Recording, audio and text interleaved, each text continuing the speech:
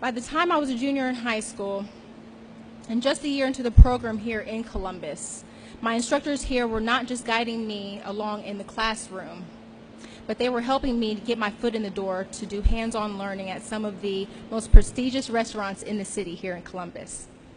Coming to the Career Center awakened my culinary dreams, and I am not alone in this experience.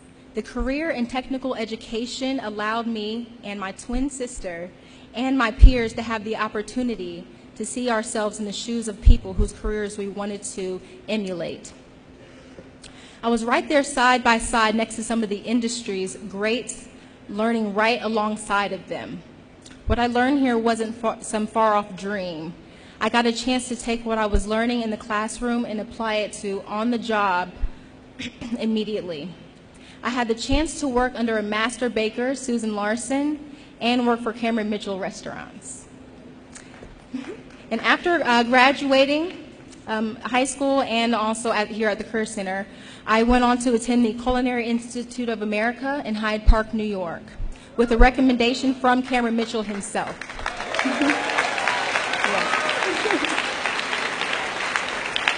And because I got to develop my skills before even graduating high school, I got a chance to do even more with my career.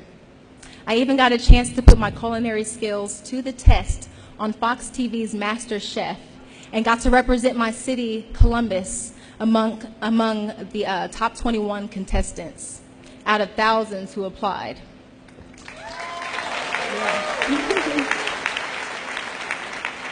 And today, I'm still getting featured on TV every month on a local morning show where I get to demo my recipes right here in Columbus. Yes. So today I'm also a young entrepreneur and a proud owner and a successful business, as a private chef and caterer. And of course, my dreams don't stop there. I'm working to eventually own my own food truck. I trace all of these opportunities and accomplishments back to this very place. And this education afforded me the opportunity to stand right here in front of you as a young businesswoman. Yes, thank you.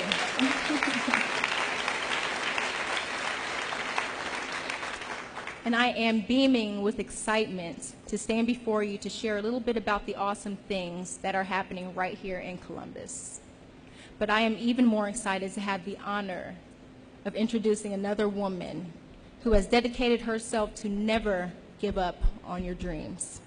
And here is to share her vision for our country. Please join me in welcoming the future President of the United States, Hillary Clinton.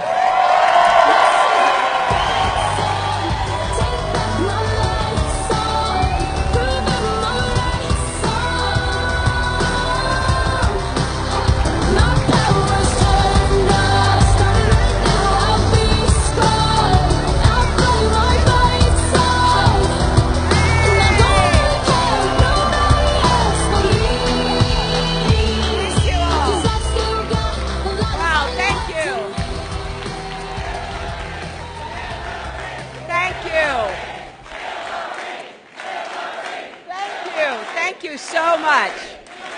Thank you all. Well, thank you. It's wonderful to be back here in Columbus. I want to thank Whitney for not just her wonderful introduction, but for all the hard work that she has done to build her career and the very strong endorsement that she has given to Fort Hays Career Center. Everyone associated with Fort Hays, I want to thank you. This is exactly how we will create more good jobs with more opportunities for more people, and it's exciting to be here in a place that does just that. I want to thank Governor Ted Strickland, who I hope is soon to be Senator Ted Strickland. Chairman David Pepper of the Ohio Democratic Party, Zach Klein, President of the Columbus City Council, John O'Grady, President of Franklin County Board of Commissioners, and all of you for being here with me. I have to say I am pretty thrilled to be here for the first time speaking to any group like this as a grandmother of 2 now.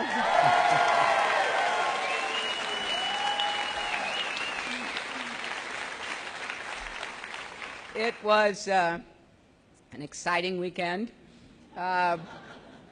Chelsea and Mark had a little boy, and we are just truly over the moon. I have to confess, I've talked so much about being a grandmother. Now I'm sure I'm going to be talking doubly about being a grandmother. New stories to tell.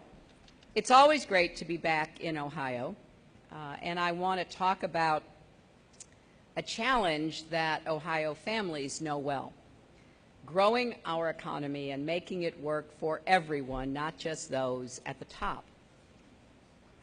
For more than a year now, I have been listening to Americans across our country. You've told me how the recession hit your communities, how jobs dried up, home values sank, and savings vanished. And I have seen how hard you've worked to get back on your feet. If we've learned anything about the economy over the past 20 years, it's that a president's economic decisions have real consequences for families. President Obama was handled the worst financial crisis since the Great Depression. Thanks to his leadership and the hard work and resilience of the American people, we have seen more than 14 million private sector jobs created over the last 6.5 years. And here in Ohio, the auto industry has made a strong comeback.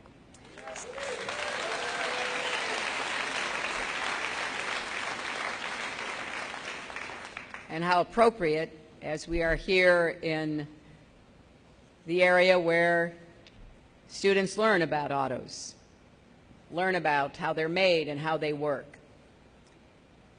So we know people are working harder and longer just to keep their heads above water and to deal with the costs, the everyday costs, the costs of basics like childcare and prescription drugs that are too high.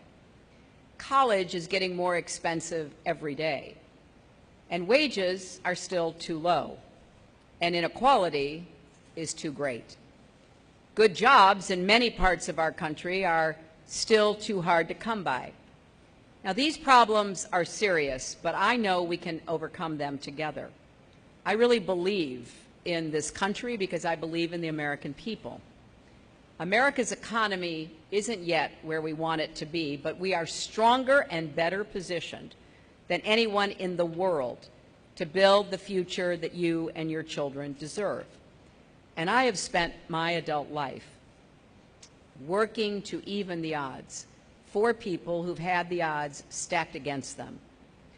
I helped break down barriers to education for poor and disabled children as a young lawyer, fought for health insurance for all, and have been committed to that since my days as First Lady.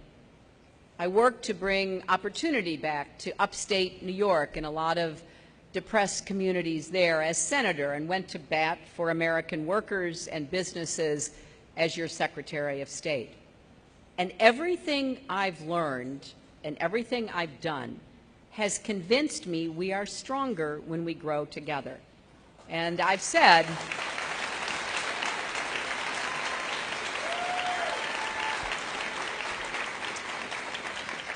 throughout this campaign that my mission as president will be to help create more good-paying jobs so we can get incomes rising for hardworking families across America. It's a pretty simple formula. Higher wages lead to more demand, which leads to more jobs with higher wages.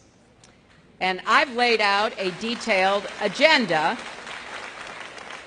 to jumpstart this virtuous cycle.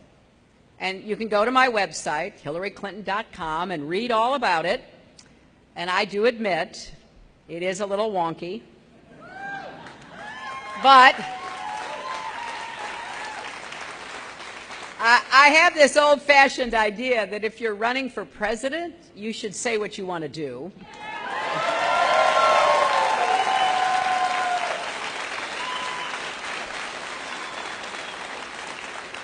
how you're going to pay for it, and how you'll get it done.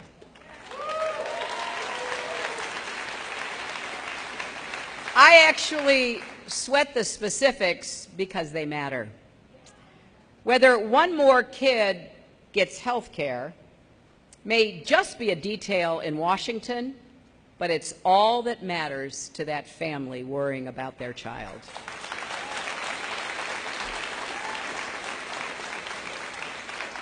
Tomorrow in North Carolina, I will set out ambitious new goals that will help us build a stronger, fairer economy. We'll work with both parties to make transformational investments in good-paying jobs, in infrastructure, advanced manufacturing, clean energy, and small business. And we'll tackle the twin problems of college affordability and student debt.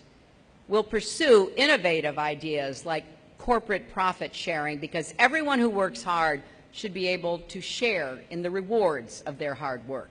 And to pay for these investments, we will make sure Wall Street corporations and the super rich contribute their fair share.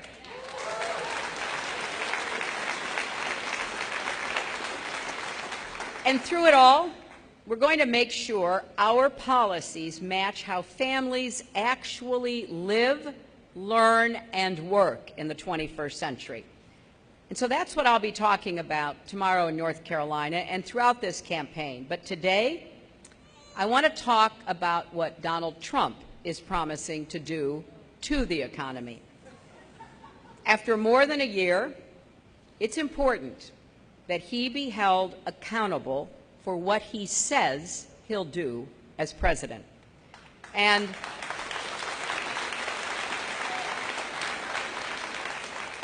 we need to clear the way for a real conversation about how to improve the lives of working people. A few weeks ago, I said his foreign policy proposals and reckless statements represent a danger to our national security.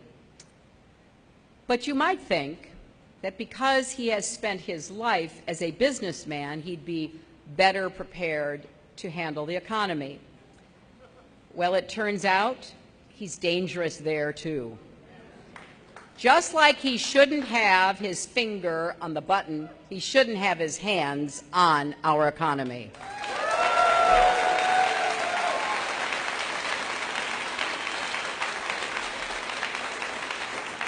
Now, I don't say that because of typical political disagreements. Liberals and conservatives say Trump's ideas would be disastrous. The Chamber of Commerce and labor unions, Mitt Romney and Elizabeth Warren, economists on the right and the left and the center all agree Trump would throw us back into recession. One of John McCain's former economic advisors actually calculated what would happen to our country if Trump gets his way. He described the results of a Trump recession. We would lose 3.5 million jobs, incomes would stagnate, debt would explode, and stock prices would plummet. And you know who'd be hit the hardest? The people who had the hardest time getting back on their feet after the 2008 crisis. One of the leading firms that analyzes the top threats to the global economy, called the Economist Intelligence Unit, comes out with a new list of threats every month. It includes things like terrorism and the disintegration of Europe. And this month, number 3 on the list is Donald Trump becoming President of the United States. Just think about that. Every day we see how reckless and careless Trump is. He's proud of it. Well, that's his choice. Except when he's asking to be our president. Then it's our choice.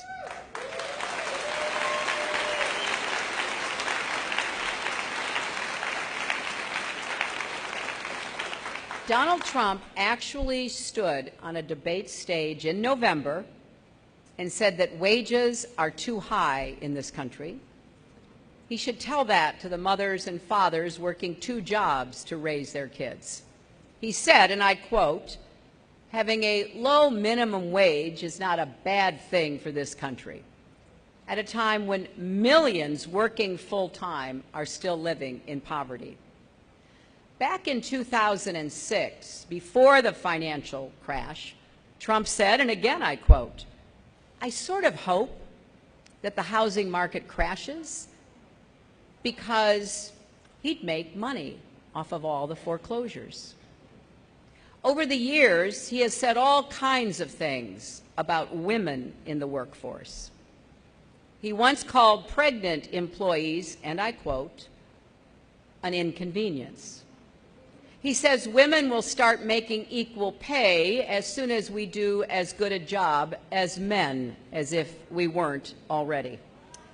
Now, these are the words not of someone who thinks highly of women who work or who cares about helping parents balance work and family, but instead he clearly doesn't know much about how we have grown the economy over the last 40 years, which is largely thanks to women getting into the workforce and adding to family incomes.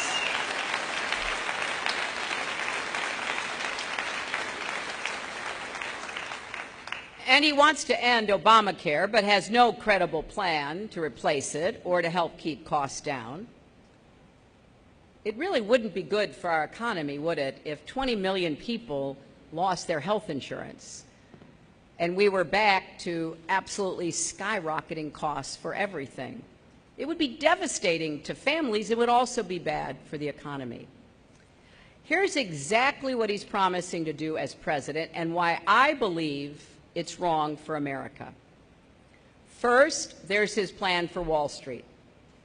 After the 2008 crisis, President Obama fought to enact the toughest, most comprehensive set of Wall Street reforms since the Great Depression.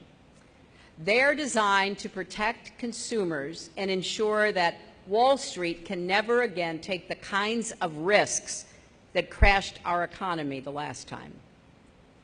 So what would Trump do? He said he wants to wipe out the tough rules we put on big banks. He said they created, quote, "a very bad situation." Well, he's got it backwards. The very bad situation was millions of families seeing their homes and savings disappear. He also wants to repeal the Consumer Financial Protection Bureau, the new consumer watchdog that Senator Warren helped create to protect families from unfair and deceptive business practices. That new agency has already secured billions of dollars in returns for people who have been ripped off. Donald Trump wants to get rid of it. Trump would take us back to where we were before the crisis. He'd rig the economy for Wall Street again. Well, that will not happen on my watch, I can guarantee you.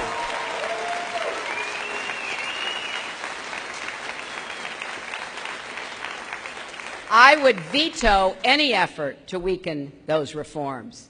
I will defend and strengthen them both for the big banks and the shadow banking system. And I will vigorously enforce the law because we can't ever let Wall Street wreck Main Street again. Now, second, there's Donald Trump's approach to our national debt. Now, I have a plan to pay for all my proposals because I take America's long-term financial health seriously. Donald Trump has a different approach. He calls himself the king of debt, and his tax plan sure lives up to that name. According to the Independent Tax Policy Center, it would increase the national debt by more than $30 trillion over 20 years. That's trillion with a T. It's much, much more than any nominee of either party has ever proposed.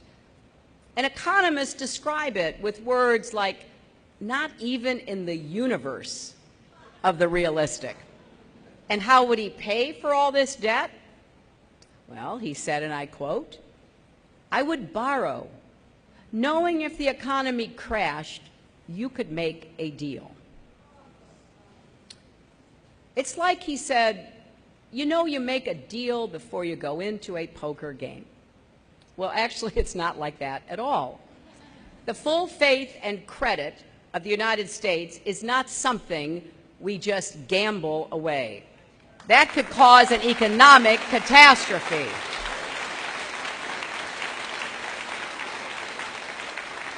And it would break 225 years of ironclad trust that the American economy has with Americans and with the rest of the world. Alexander Hamilton would be rolling in his grave. You see, we pay our debts. That's why investors come here even when everything else in the world goes wrong. You don't have to take it from me. Ronald Reagan said it. He said, "We have a well-earned reputation for reliability and credibility, two things that set us apart from much of the world." Now, maybe Donald feels differently because he made a fortune filing bankruptcies and stiffing his creditors. I'll get to his business practices in a minute. But the United States of America doesn't do business Trump's way. And it matters.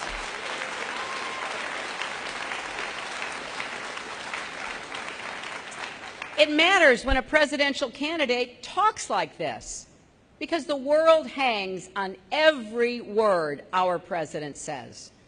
The markets rise and fall on those statements.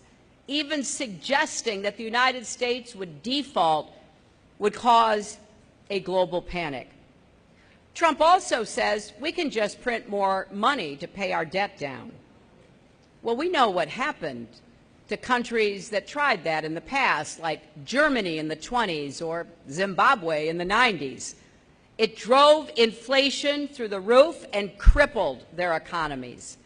The American dollar is the safest currency on the planet. Why would he want to mess with that? And so we have to stand up for our history. Democrats and Republicans have always understood this. We can't let these loose, careless remarks get any credence in our electorate or around the world. And finally, the Trump campaign said that if worst came to worst, we could just sell off America's assets. Really? Even if we sold all of our aircraft carriers and the Statue of Liberty. Even if we let some billionaire turn Yosemite into a private country club, we still wouldn't even get close. That's how much debt he'd run up. Maybe this is what he means when he says, "I love playing with debt." Someone should tell him our nation's economy isn't a game. The full faith and credit of the United States is sacred. We know what sound fiscal policy looks like, and it sure isn't running up massive debts to pay for giveaways to the rich. And it is not painful austerity that hurts working families and undercuts our long-term progress. It's being strong, stable, and making smart investments in our future. So let's set the right priorities and pay for them so we can hand our children a healthier economy and a better future. Now, third, there's Donald Trump's tax plan. You know, when I was working on this speech, I had the same experience I had when I was working on the speech I gave about foreign policy and national security. I'd have my researchers and my speechwriters send me information, and then I'd say, "Really? He really said that?" And they'd send me all the background or the video clip. So here goes. He'd give millionaires a $3 trillion tax cut. Corporations would get $2 trillion more dollars. That means he's giving more away to the 120,000 richest American families than he would to help 120 million hardworking Americans.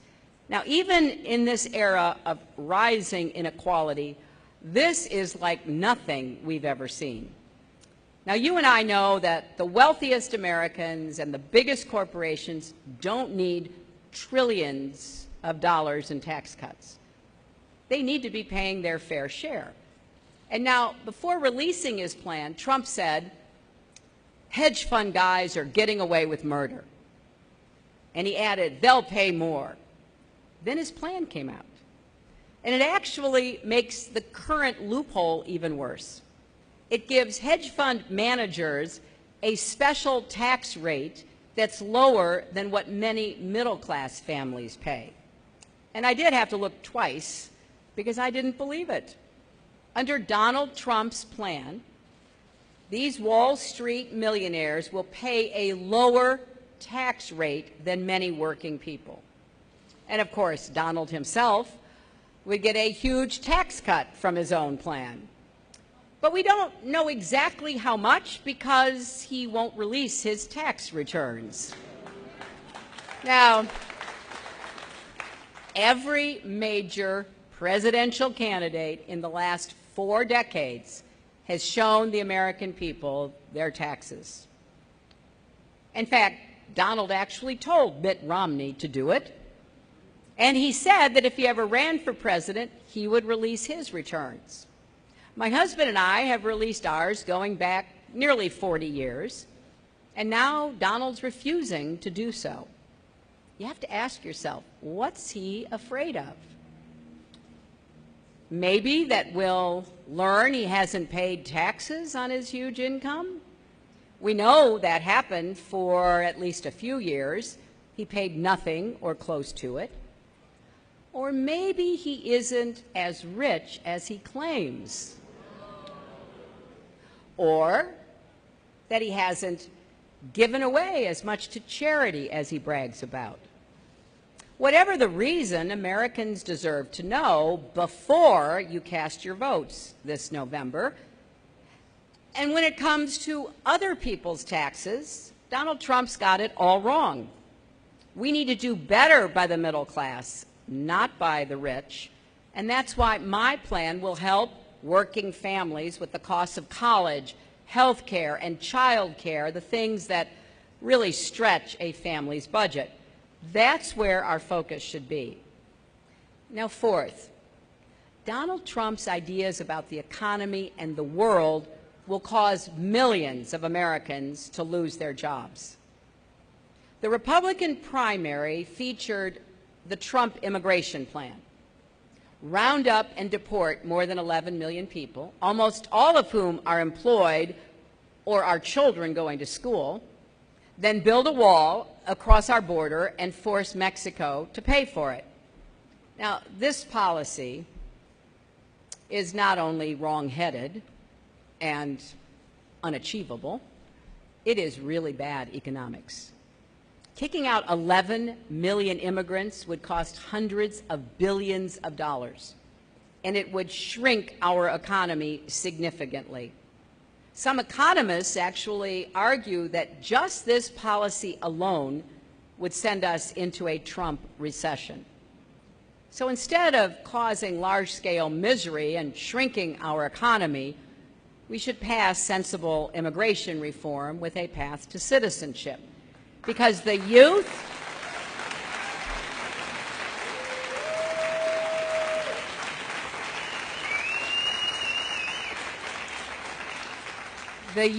and diversity of our workforce is one of our greatest assets. Most of the rest of the world that we compete with is aging. So by staying, younger and fresher with talents that can be put to work, we're actually going to be in a stronger economic position in the next decades. We've always been a country where people born elsewhere could work hard, start businesses, and contribute to our growth. That makes us stronger and more prosperous. And then there's trade. I believe we can compete and win in the global economy. To do that, we should renegotiate trade deals that aren't working for Americans and reject any agreements like the Trans-Pacific Partnership that don't meet my high bar for raising wages or creating good-paying jobs. And I will be tough on trade enforcement, too, because when China dumps cheap steel in our markets or unfairly manipulates currency, we need to respond forcefully. And at the same time, we need to invest more here at home. I have a Make It in America plan to increase 21st century manufacturing and energy jobs in America. And we're going to build on the great ideas of Senator Sherrod Brown and invest $10 billion in manufacturing communities.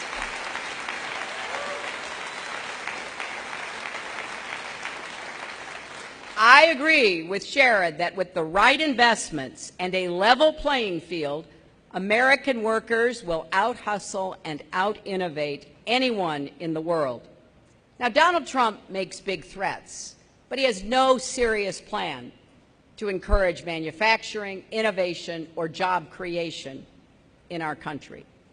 And there is a difference between getting tough on trade and recklessly starting trade wars. The last time we opted for Trump-style isolationism, it made the Great Depression longer and more painful. And interestingly, Trump's own products are made in a lot of countries that aren't named America. Trump ties are made in China, Trump suits in Mexico, Trump furniture in Turkey, Trump picture frames in India, Trump barware in Slovenia. And I could go on, but you get the idea. And I'd love for him to explain how all that fits with his talk about America first. I honestly believe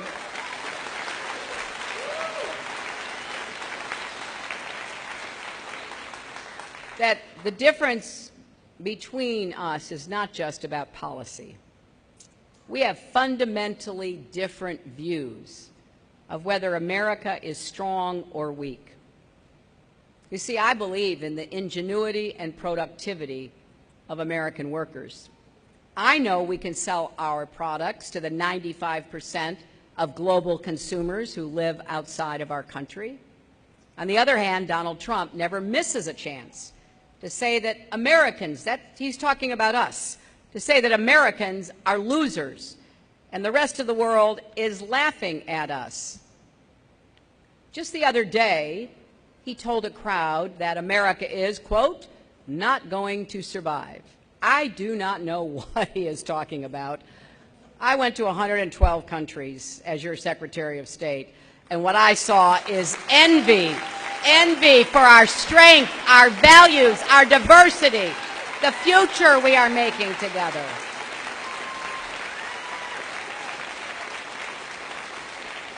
I just can't imagine how someone running for President of the United States could ever think that that is true.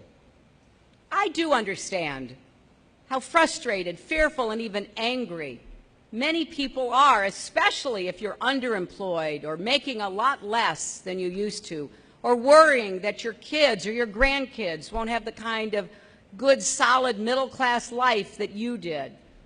And we haven't done enough to invest in our communities and in our people to make sure there are enough good jobs with rising incomes to create that good future for all of us.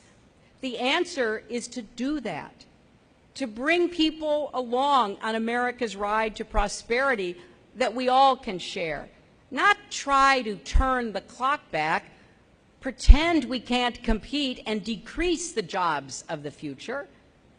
But those are his plans for the economy. Now, you may have noticed there's a lot missing. The king of debt has no real plan for making college debt payable back or making college debt-free. This is a crisis that affects so many of our people. He has no credible plan for rebuilding our infrastructure apart from the wall that he wants to build. Personally, I'd rather spend our money on rebuilding our schools or modernizing our energy grid.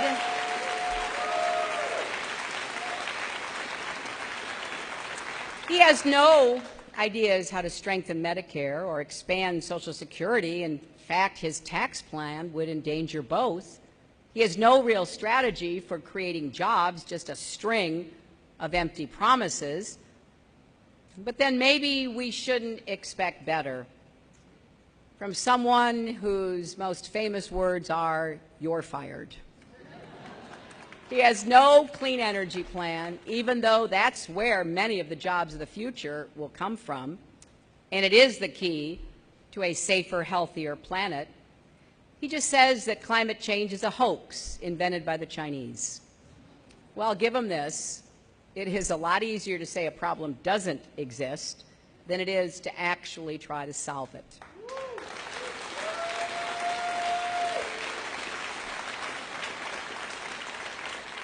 And of course, he has no plan for helping urban and rural communities facing entrenched poverty and neglect.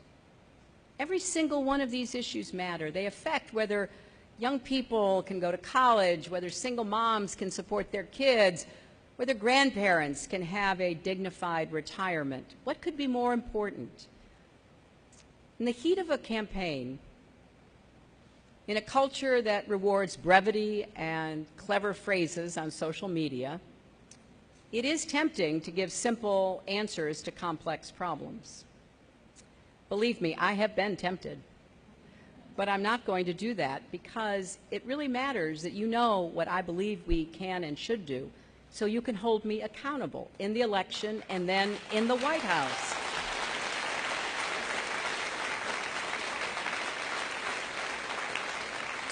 Because whether we increase employment in distressed rural communities, relieve the burden of college debt, or get health care to people who still don't have it, that all matters. And to me, that's the purpose of politics, to empower people in a democracy to have better lives, to make better choices, to seize opportunities, to give themselves and their families that pathway to the future. And one more thing. I think Donald Trump has said he's qualified to be president because of his business record. A few days ago, he said, and I quote, "I'm going to do for the country what I did for my business." So let's take a look at what he did for his business. He's written a lot of books about business. They all seem to end at chapter 11.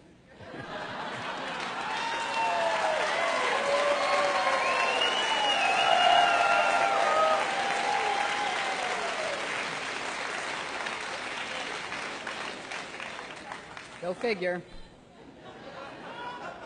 And over the years, he intentionally ran up huge amounts of debt on his companies, and then he defaulted. He bankrupted his companies not once, not twice, but 4 times. Hundreds of people lost their jobs. Shareholders were wiped out.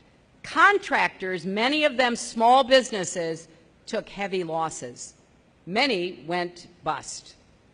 But Donald Trump, he came out fine. Here's what he said about one of those bankruptcies. "I figured it was the bank's problem, not mine. What the hell did I care?" He also says, "I play with bankruptcy." Everything seems to be a game with him. Well, it isn't for a lot of us, is it? Just look at what he did in Atlantic City. He put his name on buildings, his favorite thing to do. He convinced other people that his properties were a great investment, so they would go in with him. But he arranged it so he got paid no matter how his companies performed. So when his casino and hotel went bankrupt because of how badly he mismanaged them, he still walked away with millions, while everybody else paid the price. Well, today his properties are sold, shuttered, or falling apart. And so are a lot of people's lives. Here's what he says about that. Atlantic City was a very good cash cow for me for a long time. Remember that the next time you see him talking on TV about how we'll all win big if only we elect him president. Now, he's trying to say he's changed. Somebody's told him he needs to say that he's not in it for himself anymore. He's really now in it for America. But he's doing the exact same thing that he's been doing for years. This is his one move.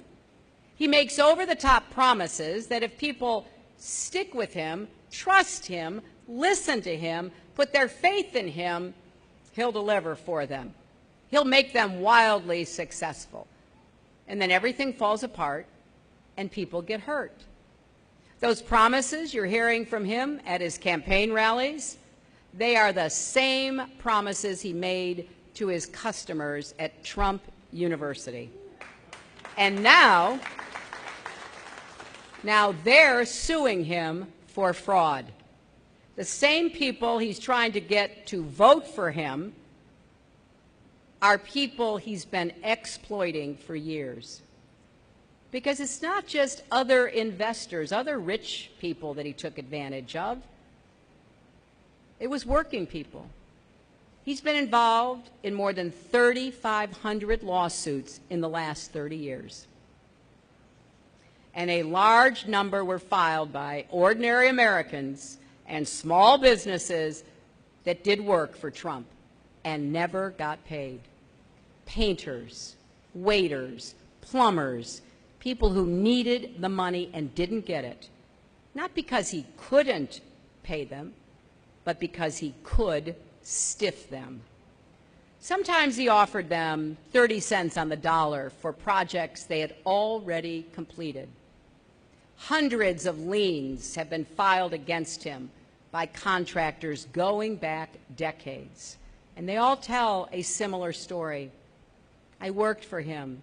I did my job. He wouldn't pay me what he owed me. My late father was a small businessman. If his customers had done what Trump did, my dad would never have made it. So I take this personally. He says he's a businessman, and this is what businessmen do. Well, CNN pointed out that no major company has filed Chapter 11 more often in the last 30 years than Trump's casinos. So no, this is not normal behavior. There are great business people here in Ohio, in America, brilliant, hardworking men and women who care about their workers and the people they do business with, and they want to build something that lasts. They're decent, they're honest, they're patriots. Some might even make fine presidents. And they would never dream of acting the way Donald Trump does. In America, we don't begrudge people being successful, but we know they shouldn't do it by destroying other people's dreams. And so,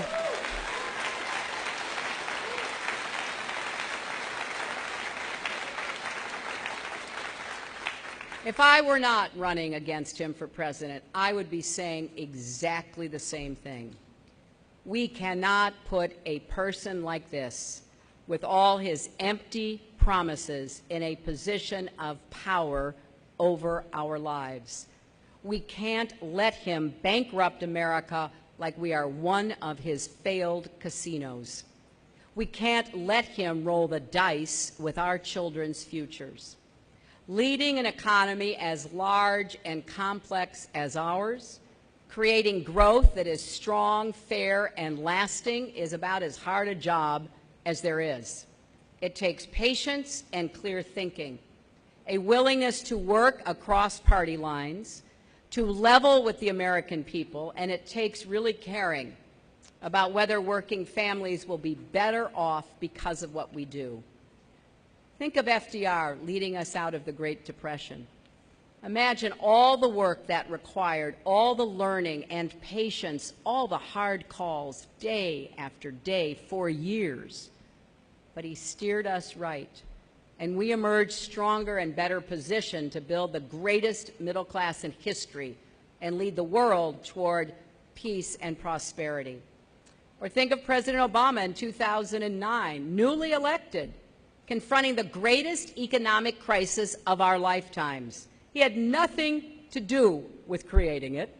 It landed in his lap, and he had to be focused, and he had to return to basics to get us moving again. He fought for the Recovery Act to get people working.